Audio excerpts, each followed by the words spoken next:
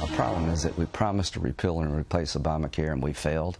We promised to cut taxes, and we've yet to do it. If we're successful, Mitch McConnell's fine. If we're not, we're all in trouble. We lose our majority, and I think President Trump will not get reelected. Senator Lindsey Graham putting President Trump and his Capitol Hill colleagues on notice, warning them to pass the GOP agenda or prepare to take a beating at the ballot box. Karl Rove is former White House Deputy Chief of Staff to President George W. Bush and a Fox News contributor. Karl, good to see you. Good to see you. So what did you think of that warning? Well, look, I think it's right on target. I've written about this in my Wall Street Journal column in the past couple of weeks. I think that the tax reform effort is an existential question for Republicans in the Senate. House is going to be able to pass it.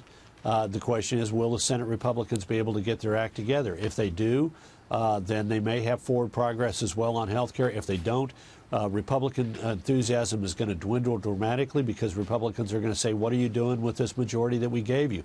Albeit it's a thin majority. Let's be clear about that. 52-48 is not a big majority. All you can lose is 2 Republicans. If you lose 3, you're dead. Let's talk about that meeting then today. You set it up quite nicely. Mitch McConnell and the president meeting over lunch at the White House, a working lunch, tax reform, health care on the table. Can they achieve something? Can they get together and hash out all their past problems and somehow move forward? Yeah, look, I'm confident that they both understand the stakes. Mitch McConnell surely does. He knows that if he doesn't get tax reform, tax cuts done, then the Republicans are unlikely to hold their majority in the Senate. I hope President Trump recognizes that, too, because if he thinks the last 9 months or 10 months have been uncomfortable, try governing with a Democratic majority in the Senate.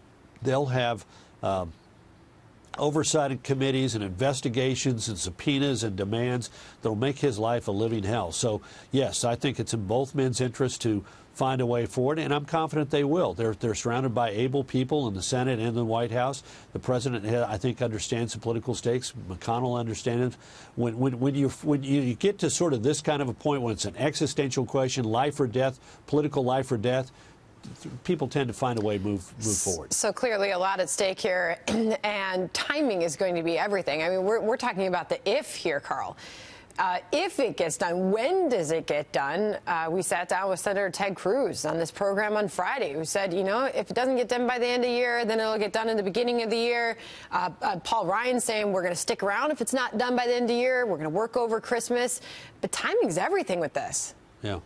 Yeah, look, I think it's these revenue bills have to, tax cuts have to originate in the House, so in the House Ways and Means Committee. So I think it is likely the House does finish its work by the end of the year.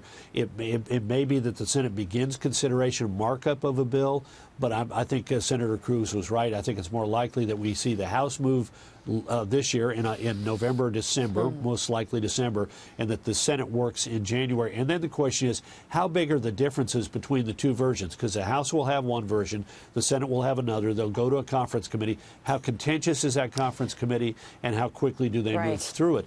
And my sense is that everybody recognizes they got to get this done.